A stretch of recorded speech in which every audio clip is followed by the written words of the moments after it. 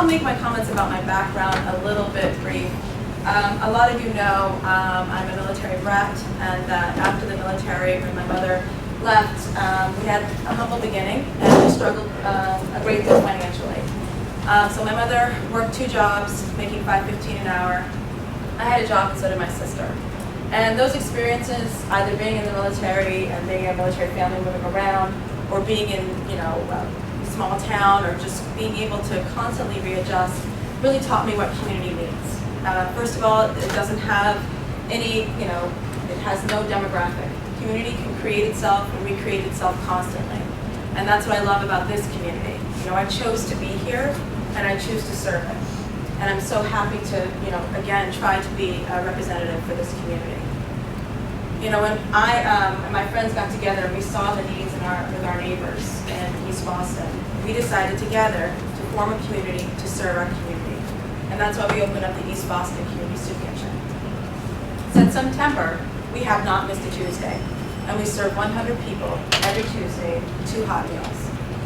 And the best thing about that is that we've not wanted for volunteers. We've not wanted for food. We've actually had restaurants in the North End donate meals every second Tuesday. Lydia, Georgia donates a meal. And we've had people also donate food and clothing for some of our members who come to the soup kitchen because they didn't have any gifts to give. So again, learning how to serve is what I've been doing a lot of my entire life. I chose a career in legal services in order to give back, in order to be a voice for many people who don't have a voice. And so today I'm working in the Boston City government in housing. I think one of the best things about my job is dealing with the most complicated issue that many of us are facing. A lot of people are really wondering how they're going to stay in Boston. After years of helping to clean the streets, after years of serving on PTAs, after years of making sure that their community continue to grow and thrive, they're the very first people who often wonder if I can handle one more tax increase if they're a homeowner, or if I can handle one more rent increase if they're a tenant. And so my job was to take that reality and come up with 2 different things. An immediate system to deal with emergencies, fires, when buildings are collapsed, when people are immediately displaced. And it was to look at all the resources in city government and being able to organize it in an efficient way. The other part of my job was to come up with policies to help the city of Boston continue to develop, which is a good thing for our city, to do it without displacing our long-term residents. So I've come up with a tax credit that's pending now at the State House, so that if you're a homeowner and you have tenants and your rents are going higher, your taxes are going higher, we think it makes sense to lower your taxes in order to incentivize you not to increase your rent. Seemed to make sense, lower the taxes on some of the small property owners. And I'm very happy that not only is my senator the lead sponsor of that bill, but he's also endorsed me in this race, Senator Joe Buckworth. The other idea was a pathway to ownership. A lot of people of my generation, so I'm 36 years old, so whatever you want to call me, an old millennial, whatever generation, I don't know. Anyway, but whatever you want to call that generation, they come here, we get educated here, we find jobs here, and then we want to stay here, and we cannot afford that. I was lucky to be able to be a homeowner, but a lot of my friends would love nothing more than to be able to stay in Boston. And so one of the ideas I have is that every time, or any time a building goes into foreclosure, and there are tenants inside of it, that the tenants actually will be able to purchase it at the foreclosure rate before a developer can. It's a right of first refusal. It actually works. And what that means is it puts people on a pathway to ownership in a way that sometimes in a chance they didn't have. And if they can't afford to purchase it, they can assign that right or give it to a developer that will work with them to help them stay in their building. So I'm running to serve. I'm running because yes, I can come up with big ideas, but I also have the record for getting it done. As many of you know, I was the statewide coordinator for the Domestic Worker Bill of Rights, sweeping set of civil rights legislation for nannies and house cleaners, and we introduced that and passed that in one session at the State House. I learned how to lobby, I learned how to reach across the aisle, and I got Republicans, all of them unanimously in the Senate, to vote for that law. It's not just being able to take on people and take on developers or take on your opponents and be toe-to-toe with them. It's about setting the table. It's about understanding the intricacies, the tax policies, and the way things get done, and that's why I'm happy to have worked at City Hall. But I can assure you, I will be an independent voice.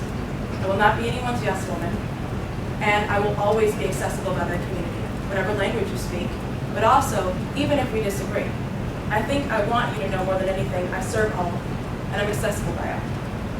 So I'm running not only on a platform of service, but on a platform of accessibility. I want to make sure that this community, every single person in there, whether they're a small business owner, a person struggling to pay rent, one of our seniors, feels that they can pick up and call Counselor Edwards and say, I need help. Or, Counselor Edwards, you're in trouble. Or, Counselor Edwards, good job. But whatever it is, I want them to know that they can call me. So I'm excited to serve everyone in this district, and I hope you will vote for me tonight and endorse me, and then also vote for me September 26th.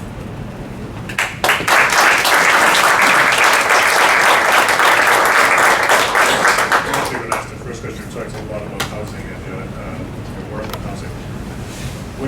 What's your opinion and maybe suggested regulation on Airbnbs and how they affect housing stock in the city?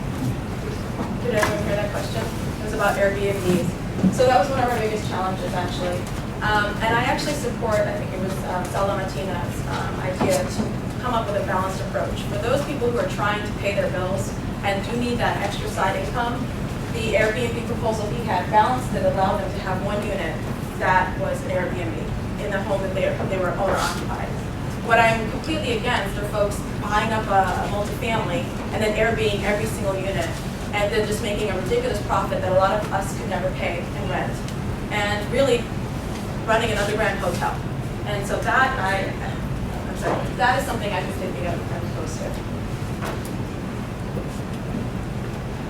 And just speaking of Sal Lamatina, I do want to acknowledge that a lot of what we've been able to do in the soup kitchen is because of his hard work and his example of what it means to serve this community. We called him first, and he has been more than responsive. He's the reason why we have a lot of our meals coming in, and he's actually set a wonderful example for what it means to serve and to also be accessible. Good evening, Lydia. How are you today? Question, and it's the same question I had asked Stephen Pasquintilli about our streets. We see a lot of folks here and trash pickup. We have this down to 2 days a week, and I see a lot of trash in the gutters, especially around where I live on Prince Street and Salem Street, from Prince Street to Cross Street. Really a tremendous amount of trash in the gutters. And we have street cleaning, but it still doesn't take that trash that's in the gutters. What's your position on how we can improve clean our streets? I had an excellent conversation today about that, about how there used to be 3 times a week pickup for trash, and now it's been reduced to 2. And I've also talked with folks who remember how people used to take pride, who were homeowners or owner occupants, they clean up in front of their homes. And so I think that there's a couple things as a city council we should be doing. We should bring back 3 days a week trash pickup. And I don't think that it's something that we can really say we can't afford to do. This is the area that a lot of the world, a lot of our tourists come to the North End. They come here, and the fact that the North End is beautiful, its history, is one of the shining reasons that we need to make sure that it's very clean. In addition to not only pushing for the 3 times a week trash pickup, I think we also need to really think about how we're really encouraging or disincentivizing absence landlords. I think that that's one of the biggest reasons I can speak for, at least in East Boston as well, that our streets are oftentimes atrocious, is the fact that people are owning and not living in the community, and they're not really taking care of the buildings or the area around them.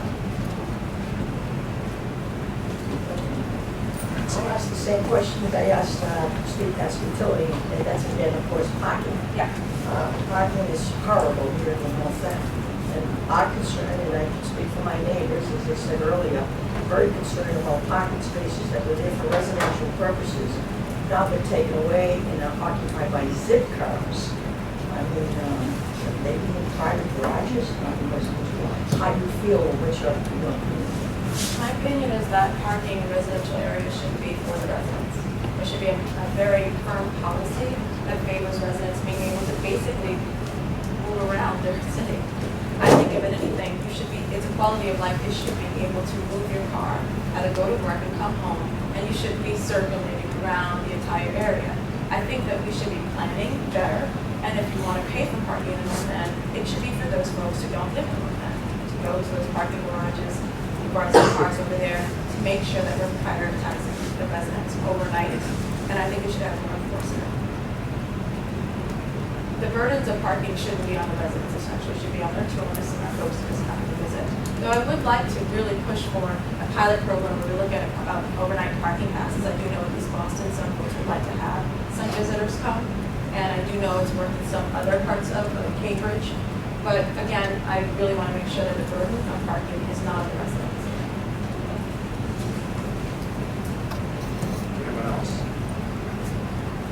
Before I leave, I just want to say a couple comments also about public school.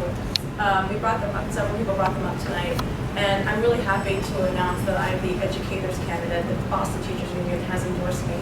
And I think that's really important to bring out, mostly because of my firm belief in public schools, good local public schools that are accessible. And so we do need to look at middle school. We do need to look at how we have checkered our school system in District 1, and many students actually go to 5 different schools in one before they're in the 8th grade. And so I really would love to talk about how we kind of integrate our school systems and make sure that schools or students have a good, accessible public school. Though in District 1, we do have one. Thank you very much.